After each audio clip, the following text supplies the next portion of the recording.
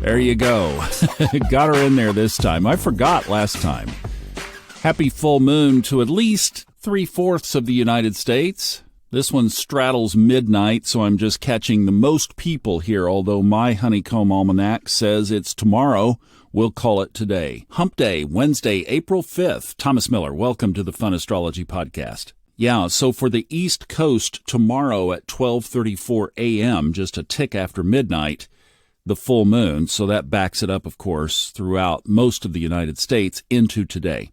The moon is in Libra, the sun is in Aries. The exact spot is 16 degrees 7 minutes. Worth noting that as we talked about Monday night in our little pop-up reading in the book club, that the eclipse in May, so the May 5th full moon, will be at 14 degrees 58 minutes. A couple of other things of note around this full moon is that it is very close to Chiron. We're going to talk about Chiron in a minute, and also 4 degrees away from Jupiter. So I love this full moon because that Jupiter conjunction is next week. So between now and next Tuesday, the sun and Jupiter are just getting closer and closer and closer. So allow this full moon to trigger some expansive, positive, benefic things in your life. Now, a couple of other little seasonings as we're making this full moon soup here. The oracle planets today, very interesting. So is there any significance that Pluto, Saturn, and Neptune are rising in the sky today before the sun? The 3 oracle planets. And speaking of Saturn, we have a Saturn aspect today. 12:20 p.m. Eastern Time, Mercury sextiles Saturn. Put your astrological thinking cap on and think of what you would do with that. So Mercury is in Taurus, so it's in Venus's domain. It's in Venus's lair. Saturn is in Pisces, so it's in the spiritual realm of Jupiter and Neptune. You know, one thing I'm just thinking of here is, what about those of you in a committed relationship, a really deep connection on a mental and spiritual level with your beloved? And if your beloved happens to be conscious, then you can play with that with them. Transcend the physical and go to that spiritual depth, but you're doing it on this mentally and physically connected level. That could be really cool. And even amplified by the full moon. Now, one other aspect today, and a very important piece of this full moon, is that Chiron and the sun conjoin today at 6:18 p.m. Eastern Time. So the full moon is already amplified energy, right? And 6 hours before the full moon, approximately, the sun conjoins Chiron, staring in the face those deep wounds from the past. And because of the applying conjunction to Jupiter next week, this could be extra amplified. Stuff could come up over the next couple of days. So let's talk about some Chiron survival tips, because if the sun is going to conjoin it today under a full moon, then let's take a look at how we could respond to that from our highest timeline.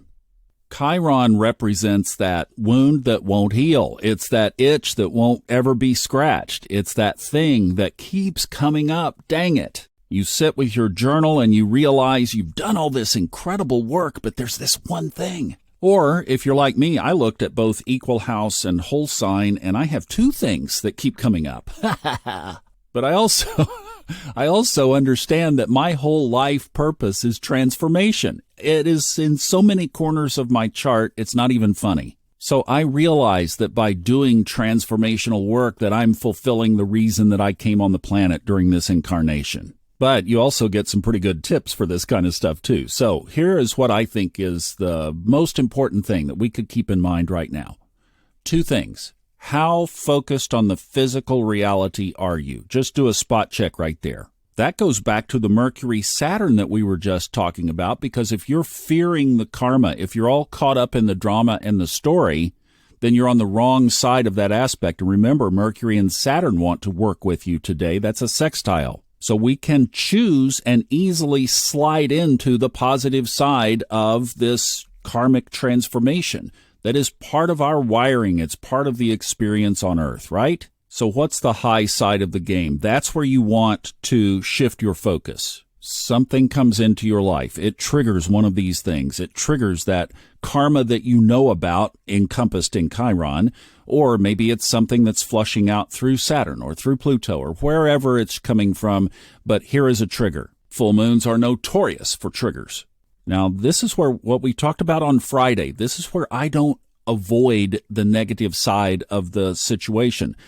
Okay, so the Sun and Chiron are conjoining today, and sure enough, something comes up. Don't run from the shadow side. Acknowledge it, but realize that you are a creature of creative choice. Choose the positive side. Then start looking for the lessons. Where's the best place to look? The opposite direction. And that's both in the chart and in your life. Take an action that you might do from the shadow response, the fear-based response that you used to work from. What's the opposite of that? Go in that direction this time. Is it a money issue? Look at the second house. Go to the eighth.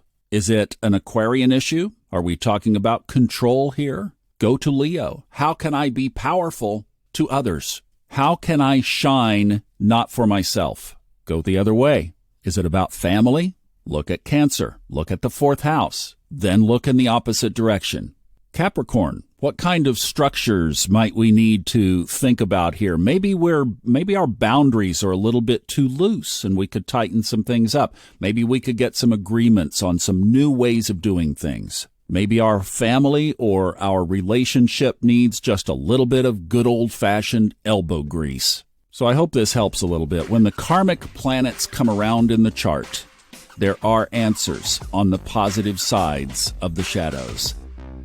Thank you so much for listening today. I wish you the very best. Have a wonderful time playing around with what we've talked about, and I'll see you back tomorrow.